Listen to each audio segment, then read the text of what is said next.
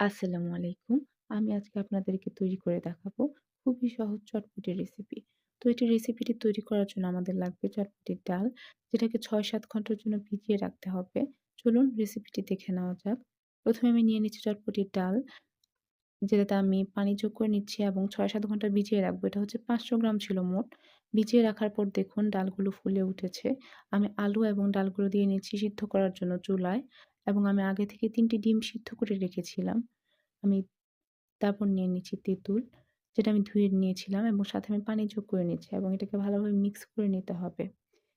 Mix করে নেওয়ার পর উচ্ছিষ্টাংশগুলো আমি ফেলে দিলাম। আপনি ছাঁকনির সাহায্যে ফেলে দিতে পারেন। ফেলে দেওয়ার পর আমি এখানে পানিটা আবার বাটিতে রাখছি। পানি রাখার পর সাথে আরো লাগছে ধনিয়া পাতা, মরিচ এবং পেঁয়াজ।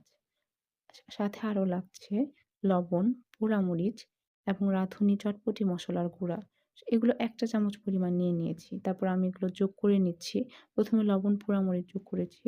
পরে রাঁধুনি চটপটি মসলা, তারপর মরিচ, শেষে ধনিয়া, এবং তারপর আমি যোগ করে নিয়েছি কেটে রাখা পেঁয়াজ। এগুলো ভালোভাবে মিক্স করে নিলাম।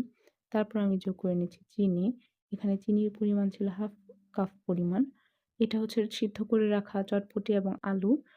এখানে নিয়ে নিচ্ছি তেজপাতা, দারুচিনি, এলাচ, আদা রসুন পেস্ট, মরিচের গুঁড়া, জিরার গুঁড়া, ধনিয়ার গুঁড়া এবং লবণ। এগুলো আমি হাফ টিস্পুন পরিমাণ করে নিয়ে নিয়েছি। ১ টেবিল চামচ ১ম এ নিয়েছি, পরে আবার হাফ টিস্পুন পরিমাণ করে নিয়েছি।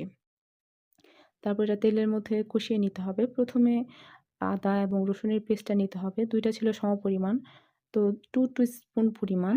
এখানে আদার পরিমাণ ছিল 1 টিস্পুন এবং রসুনের পরিমাণ ছিল 1 টিস্পুন।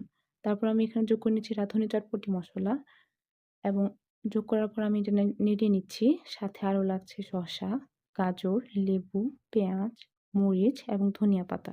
আমি এগুলো কুচি, কুচি করে কেটে নিয়েছি। সাথে ৪-৫ জন খাওয়ার উপযোগী একটা বাটিতে আমি চটপটির ডালটা নিয়ে নিলাম।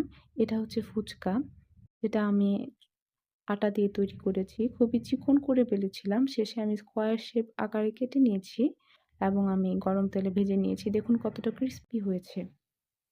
তারপর আমি যোগ করে নিচ্ছি পেঁয়াজ, ধনিয়া পাতা, মরিচ, গাজর।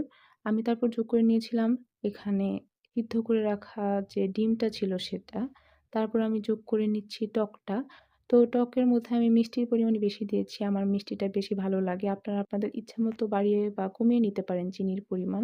আমি সবগুলো এখানে যোগ করে নিলাম। যোগ করে নেওয়ার পর দেখতে খুবই লোভনীয় হয়েছে। এরকম রেসিপি পেতে আমার সাথেই থাকুন। Bye, by.